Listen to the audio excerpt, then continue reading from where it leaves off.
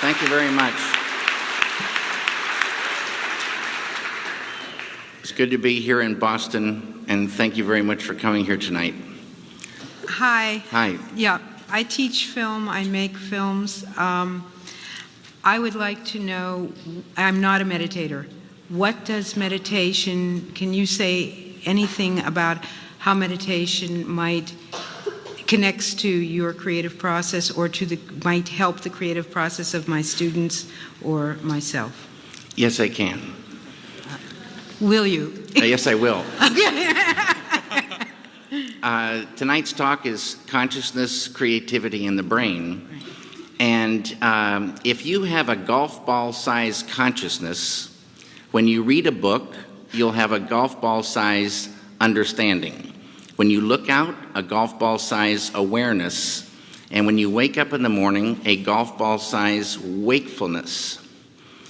But if you could expand that consciousness, then you read the book, more understanding. You look out, more awareness. And when you wake up, more wakefulness. It's consciousness. And there's an ocean of pure, vibrant consciousness inside each one of us. And it's right at the source and base of mind, right at the source of thought, and it's also at the source of all matter. And Maharishi Mahesh Yogi teaches a technique called Transcendental Meditation.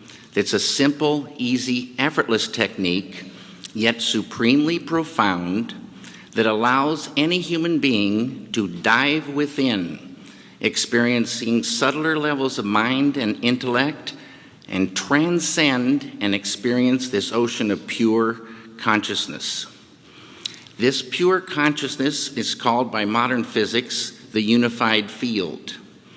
It's at the base of all mind and all matter. And they now say, modern science says, all of matter, everything that is a thing, emerges from this field. And this field has qualities like bliss, intelligence, creativity, universal love, energy, peace. And it's not the intellectual understanding of this field, but the experiencing of it that does everything. You dive within and transcending, experiencing this field of pure consciousness, and you enliven it, you unfold it, it grows.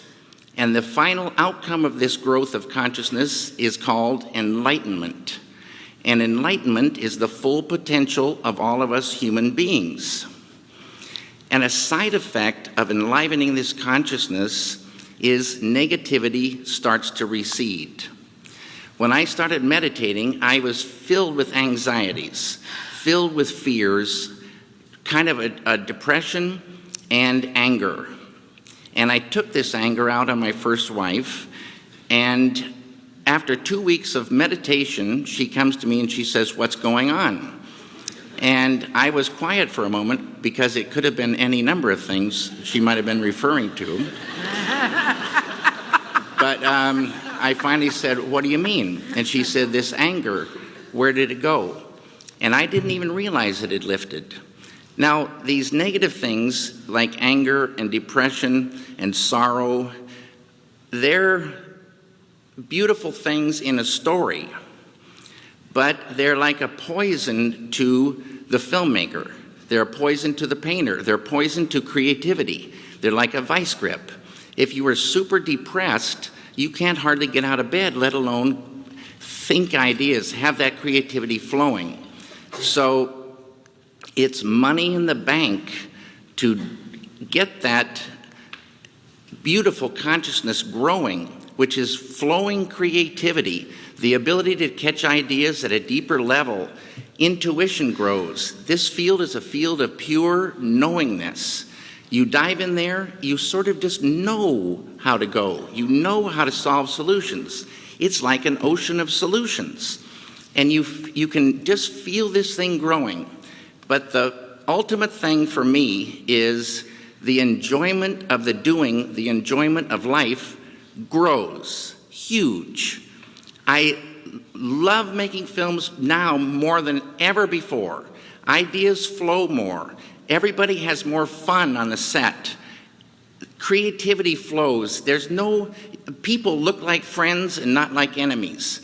It's a beautiful, beautiful thing, and it's us. In Vedic science, this field of pure consciousness is called Atma, the self of us all.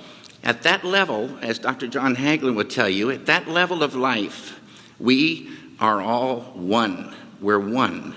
Diversity up here, unity down below. It's a